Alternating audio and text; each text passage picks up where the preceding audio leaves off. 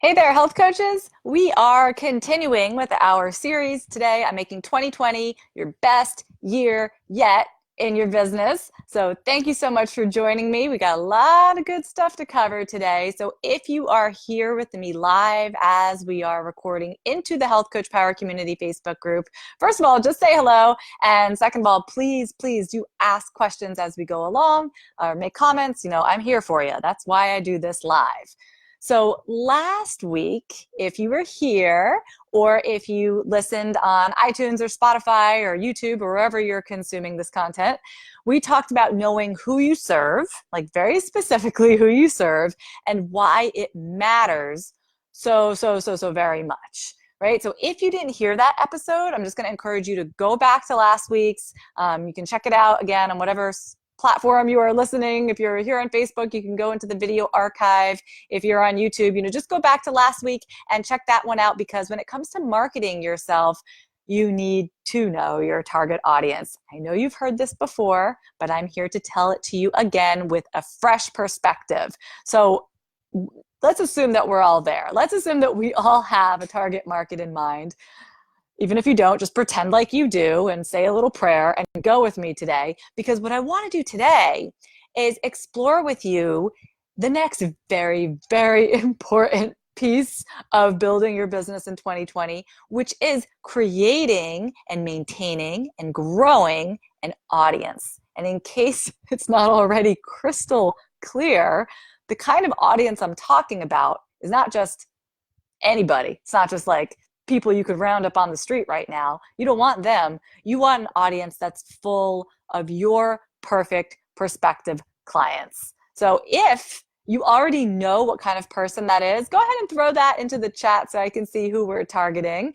And I can share with you that in my health coaching business, I target women who are around 40 years old, chronically stressed out, burnt out, and seeing the effects on their health, weight, anxiety, insomnia, thyroid conditions, that sort of thing. So if you know who your target market is, great. If not, we're going to just roll with it. But the idea is that you have this picture in your head of who you want to reach. Okay, cool. How do you do that? So let's get into it. I work with a ton of health coaches. I've been doing this for a long time, you guys. I mean, obviously in my own health coaching practice, but mentoring other health coaches now for going on, I don't know, I guess about 9 years now. And I know that when we're starting out and you're starting your mailing list, and you might even be kind of scratching your head and like, Michelle, what do you even mean by a mailing list? But anyway, in the beginning, you've got like 16 people that you can put on your mailing list, and like 2 of them are like your sisters, right? Like this is how we all start, and that is totally okay. But you also have to realize that you cannot make sales. You can't expect too much of yourself and expect too much of your business in 2020. Like if you don't have anybody to sell to, like it's just not going to work. It's just simple math. You need to build an audience. And you might even imagine, a store, like let's say the grocery store, like Whole Foods is like, okay, how many gallons of like grass-fed milk are we going to sell this week? Or can we anticipate selling this week? They don't just say like, well, we have a goal to sell 5 million gallons of milk. That would be dumb. They have to start with like, well, what's our traffic? Like how many people do we even have coming into our store in the first place? And then like how many of them are shopping in the dairy aisle, and then how many of them buy milk, and then how many of them can we sell this milk to, right? So business just kind of becomes a math game at a certain point. I don't think I ever realized that when I was just starting out. I just thought if I like hoped and wished and prayed enough that I would get the clients that I was after. But no, there's really math to this. So we need to build an audience. We need to like get people into our store, quote unquote. But when I'm talking about an audience, like for you or for me and the kind of businesses that we have, I am not really talking about like people are coming into your store and walking around in the aisles. I'm talking about your mailing list most of all. Like, yes, you might have website traffic, people who are finding your website through your blog or whatever. And that's awesome. I don't want to say that that's not good. That's very, very good. Or you may have an Instagram following or like a Facebook group or something like that. But ultimately, you want to funnel everybody from every area of your life and every part of social media to your mailing list. Like that's the goal of all of these different activities that you're doing, is to get names onto your mailing list. And if you don't believe me, this is your business's greatest asset, your mailing list. Just like, hear me out. If you do not have a mailing list right now, I want you to go and start one today. At least pick an email marketing service for yourself, or make a very simple spreadsheet of all of your current contacts. It's easy. You're just going to upload the spreadsheet to your email marketing service. Now, most of our coaches inside the Health Coach Power community, I notice, are using MailChimp, which is free, and you can do quite a bit with it without having to pay a dime. So that's very popular.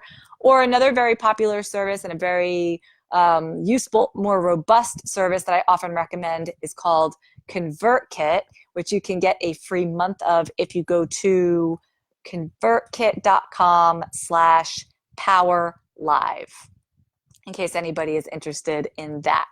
But anyway, point is, you need a mailing list in 2020. Okay, are we all on the same page about this now? And you need to be adding people to it continuously. It's not like a one and done situation. Even for me, been in business over a decade, always growing my mailing list. Okay, so this is just like, it's like breathing. It's like you're not just born and you take your first breath and then you're like, okay, I'm good. No, you breathe your whole life. Your mailing list needs to live and breathe throughout the life of your business. So I just want to make sure we're super clear on that, because I can't tell you how many times I feel like I have said this enough, and then I actually speak with a health coach, any random health coach, and they will be like, no, I still haven't started my mailing list. And I'm like, so let's do that, okay? If you want to make some money and do all the things and succeed in this wild world of health coach entrepreneurial life. So what I want to share with you, I'm just going to take a sip of tea. Hold, please. I want to share two big ways, like my favorite ways to do exactly that, build that mailing list and keep building it. And in fact, these are the two main areas that we're going to be working on in my next fast track semester for Healthy Profit University. That is coming up. So if you already know, like you've heard me talk about it a little bit throughout the year, and you want to join us for this hands-on business training, you can't join yet. It's not open, but you can join the waitlist. If you go to healthcoachpower.com/waitlist and just go ahead and pop yourself on the list, you'll be getting exclusive bonuses and some behind the scenes sneak peeks. So it's totally worth just plopping yourself on the list now. It's free. Go ahead and do that again at healthcoachpower.com/waitlist. Okay. So the two main areas that I like to focus on for building an audience are these.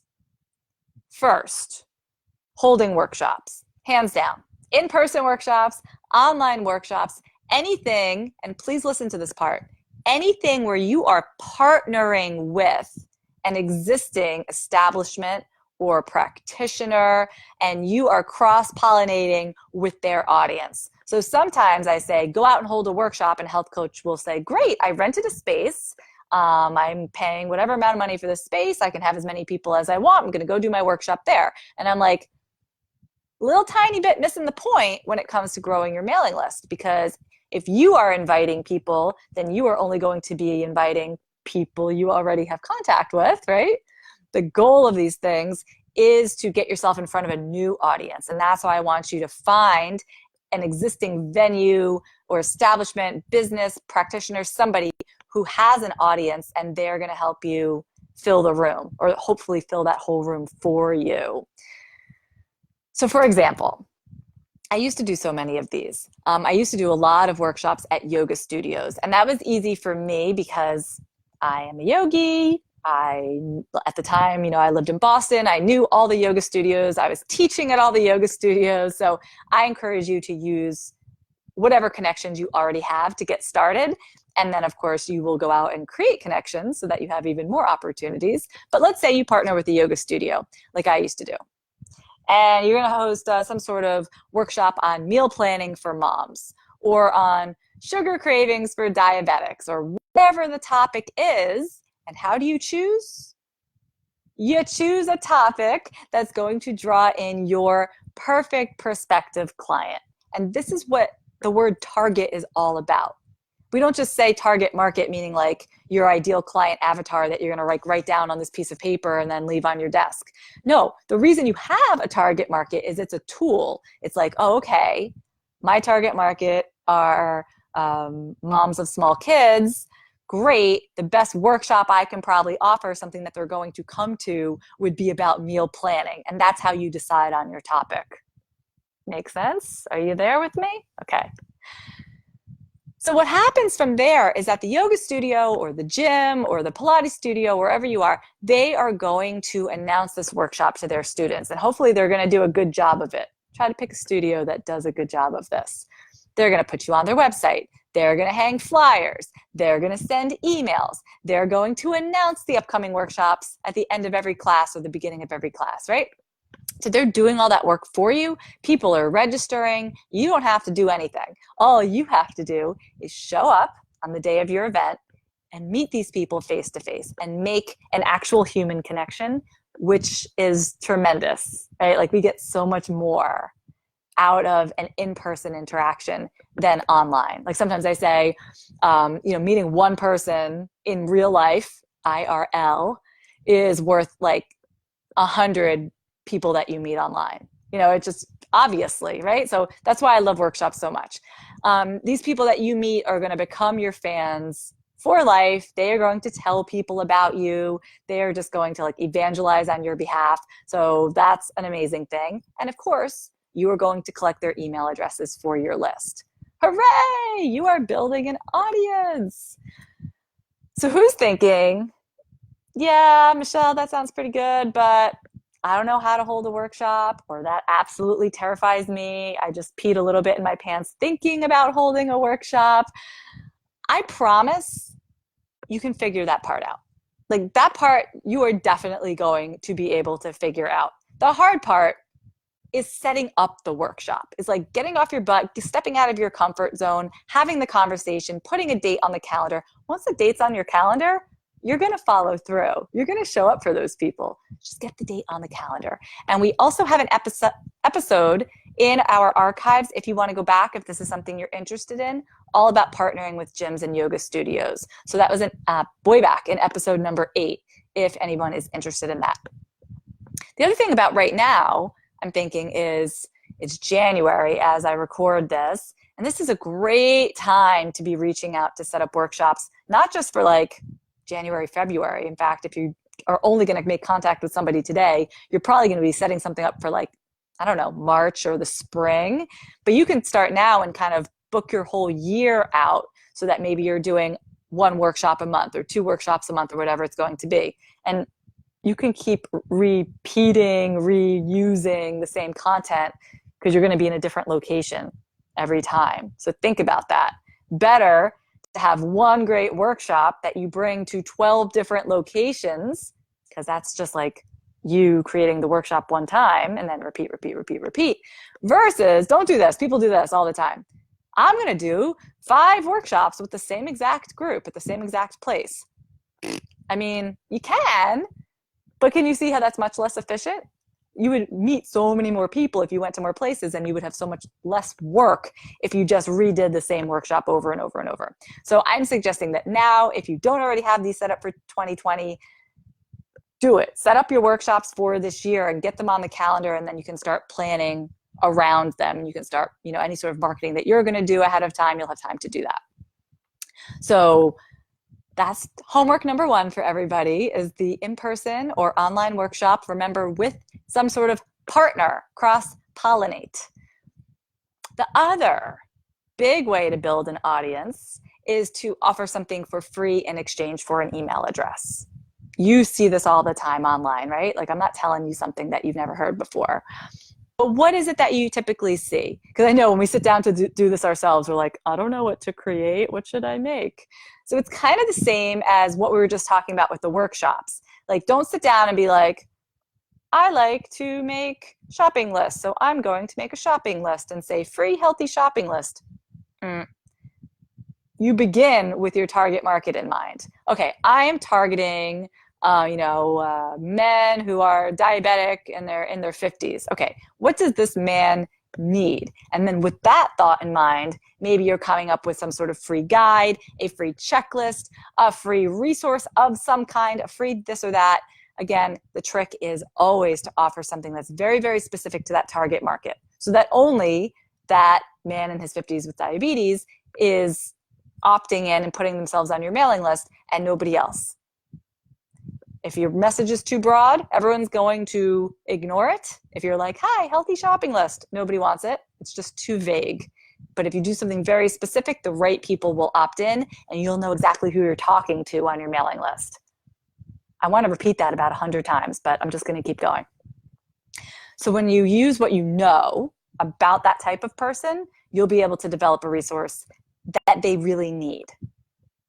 Trust me, this is the best way to go about it. And it helps if you have a group to bounce ideas off of. When you're in your own head, even me in my own head doing this for my own business, really, really hard. Easier when you are kind of hive-minding a little bit about these things.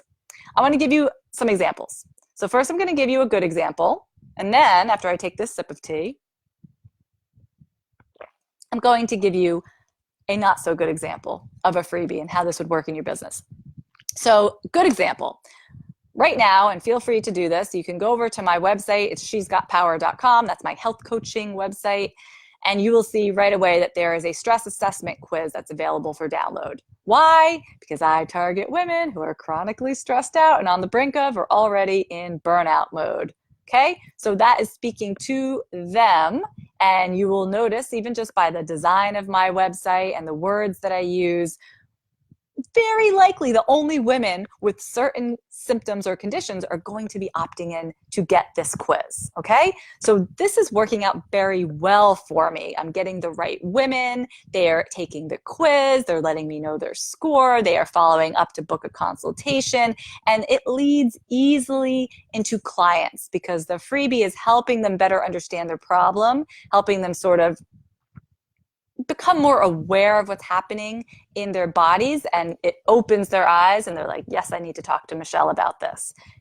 Very good idea for a freebie, if I do say so myself. But again, I had so much help in coming up with this. I did not do it all in my own head. Let me give you an example of a terrible freebie. Terrible not in the sense that people didn't opt into it, but that it wasn't useful for my business. So oh man, I don't know how long ago. I want to say 5 years ago, maybe 4 years ago, I had an idea around the holidays. I was going to offer all my best like holiday recipes. I don't know, maybe some of you remember this, maybe you were there. And I compiled all of these into a cookbook, my Clean Holidays cookbook, and I was offering this as a freebie all season long. In fact, I would do it every year. I would offer it around holiday time. And it did really well in the sense that people did opt into it. But then, nothing. I mean, people who want healthy holiday recipes, what are the chances that they also want to hire a health coach? Maybe, right? But like everybody kind of wants clean holiday recipes, or a lot of people, maybe not everybody. And if they want it, chances are they're probably already kind of into health, which means they may not even need a health coach. So actually, it was the dumbest idea ever. I say this, I poke fun at myself, but it's just all a learning curve, really. That was something I knew how to make at the time. It was something I had available to me. You know, it served a purpose, but did it lead to paying clients? No, not so much. Not so much. So when I talk about the part where everybody falls down, regardless of what kind of freebie you are offering, because this is what happens. I see health coaches do this. They spend hours and hours and hours and hours and hours and hours and hours developing their freebie. They're figuring out a way to get it up on the internet so that people can opt in for it. And they post it maybe to their website or to their Facebook page. And then they go, only one person signed up for my free thing. Well, this doesn't work. Michelle was wrong. I don't know what Michelle's smoking, but this is a terrible idea. And they get all upset and feel like, life is meaningless and this is never going to work and there are tears involved. And I just want to let you know that the thing is, once you have that freebie, you have got to promote the heck out of it, and you have to continuously offer it to new and different audiences, attracting the attention of just the right people who are perfect potential clients. You can't just post it one time or two times to your Facebook page. That is not gonna cut it at all. If you want to hear more about that, different ways to promote your freebie, and by the way, not using Facebook ads. You definitely do not need to use Facebook ads or spend any money at all to do this well. I want you to go back and check out episode number 13, because that's where we kind of focused on this idea of all the different ways to promote your freebie. If you are, by the way, one of those people who's just kind of like flushing money down the toilet on Facebook ads, please stop. Please stop. There are better ways. I know some of you are going to say, but Michelle, you run Facebook ads. And yes, that is true, but I run Facebook ads for a pretty penny, and I hire professionals to do it for me. I very much recommend trying to do it yourself. You can get yourself into a whole boatload of problems with Facebook, especially in the health space. So there are better ways. Go back to episode number 13 if you want to hear more about them. And why does all this matter? Why do we even care about building this audience? Sounds like an awful lot of work. The reason that you want to continue building an audience year-round is because only a small percentage of your list is ever going to pay you any money. Like, just to put it in very plain terms. That's just how it works. So like, let's be generous and do the math and say like 5% of your list are ever going to pay you any money. And so, let's say 5% of your list are going to sign up to become private clients or like a group client of some kind. Go ahead. How many people on your mailing list? I'm telling you 5% is generous. How many of them? How much money are they going to pay you? Add it up. Not a lot of money if your list is like 20 people, right? So if you want to sell your health coaching services, or hopefully you have a signature program, you need a growing list of people to market yourself to. We're going to recap. First, and this was last week's episode, you have to know who you serve and define a target market. I can help you with this. I am very good at it just because of practice, practice, practice. Secondly, what we talked about today is building a growing list of these people. And then third, and we're going to talk about this a little bit more next week, is actually signing clients to a signature program or your coaching package.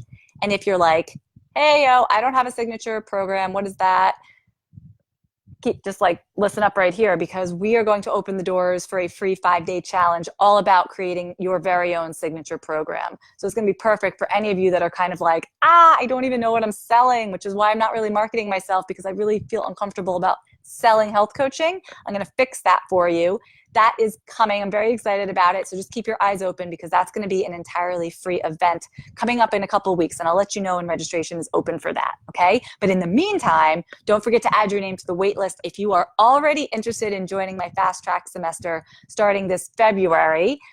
And for that, you can go to healthcoachpower.com/waitlist. And that's it for this week, you guys. I'm going to be back next week talking more about what you sell, how to sell it, and your signature program. And that's how we're going to make 2020 your best year yet. Just kind of following that 3-step formula I just laid out for you. Knowing your target, building an audience, and figuring out how the heck to sell to them. We're going to do it. I'll see you next time.